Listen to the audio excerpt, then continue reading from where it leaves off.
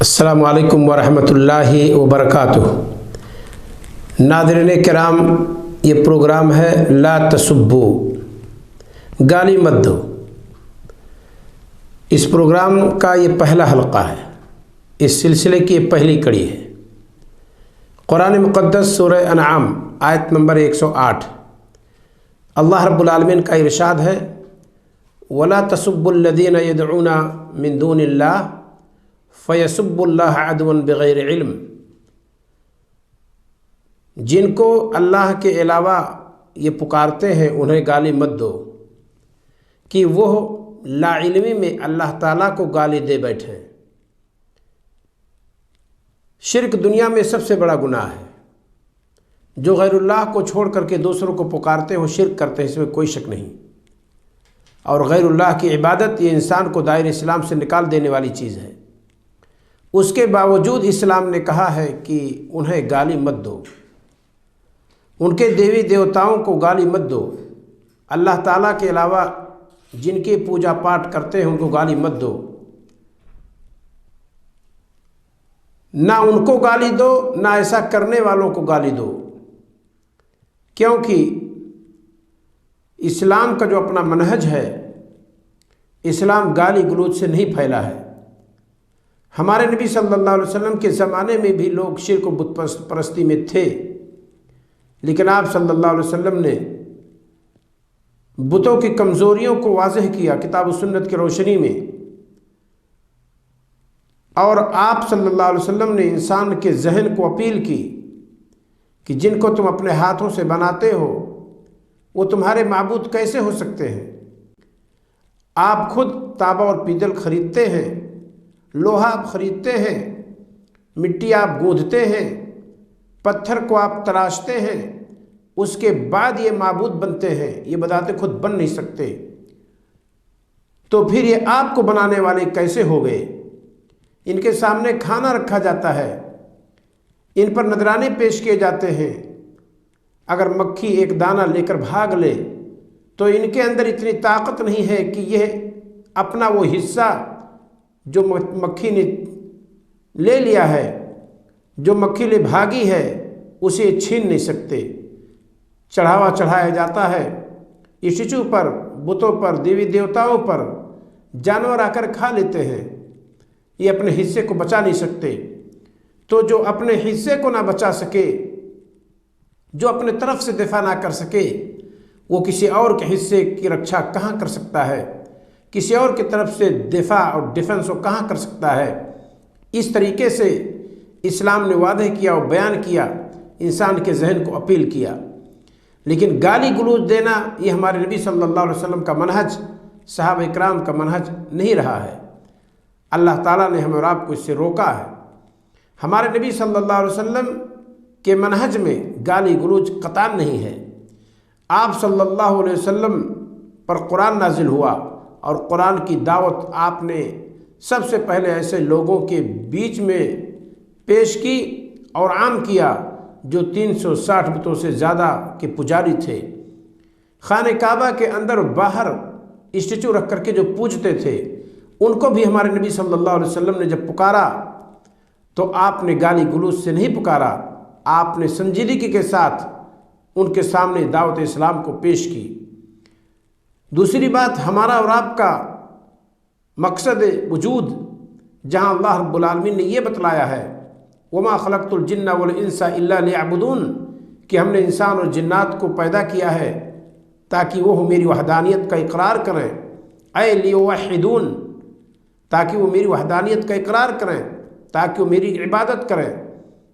جہاں یہ مقصد وجود اللہ رب العالمین نے بتلایا ہے، وہیں یہ بھی بتلایا ہے کُنتُم خَيْرَ أُمَّةٍ أُخْرِجَتْ لِلنَّاسِ، تم بہترین امت ہو، لوگوں کے لیے برپا کیے گئے ہو۔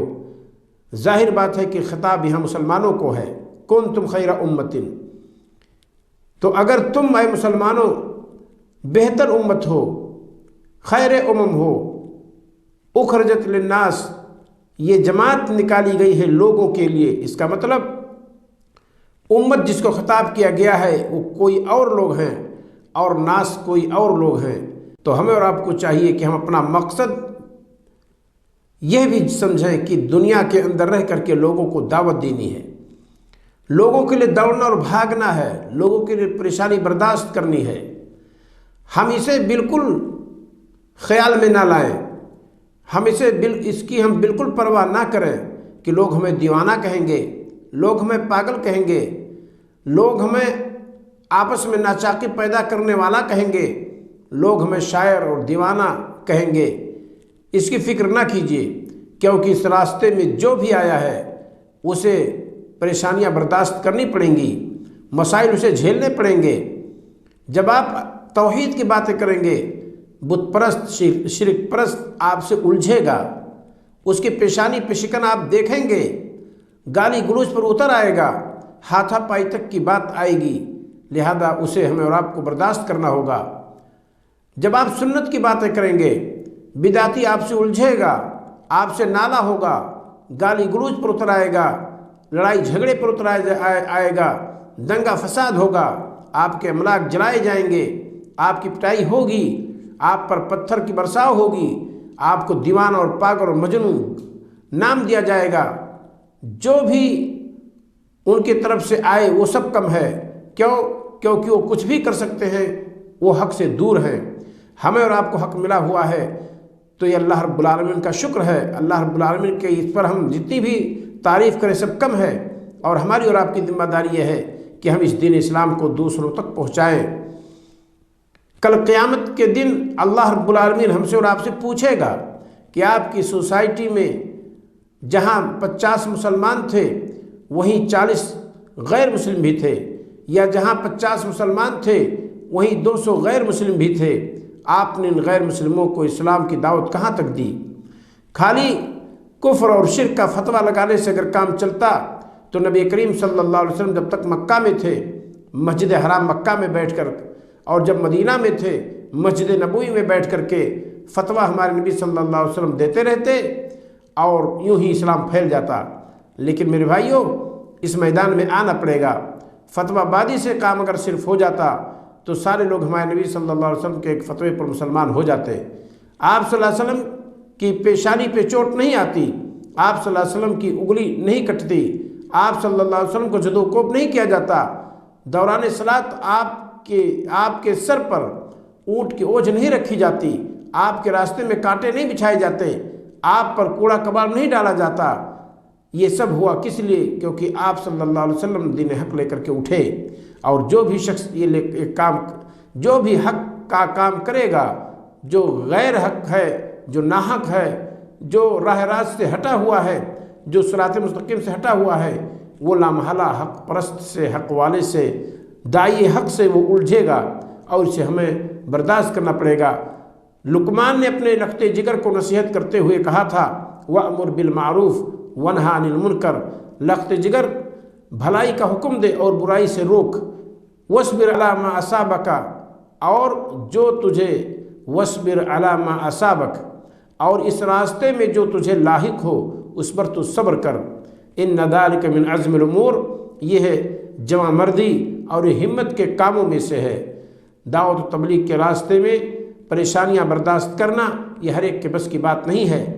ایک دن کسی نے مواجہہ کیا، کسی نے جد بد کہہ دیا، غلط الفاظ استعمال کیے، اگر اخلاص نہیں ہے تو دوسرے دن انسان بیٹھ جائے گا۔ لہذا ہم اور آپ گالی نہ دیں، ہمارا اور آپ کا شیوا ہونا چاہیے کہ سنجیدگی کے ساتھ اسلام کو پھیلائیں۔ اللہ رب العالمین سے دعا ہے کہ مولا ہمیں اور آپ کو منہج نبوی پر چلتے ہوئے کتاب و سنت کی دعوت دینے کی توفیق عطا فرمائے۔ السلام علیکم ورحمۃ اللہ وبرکاتہ۔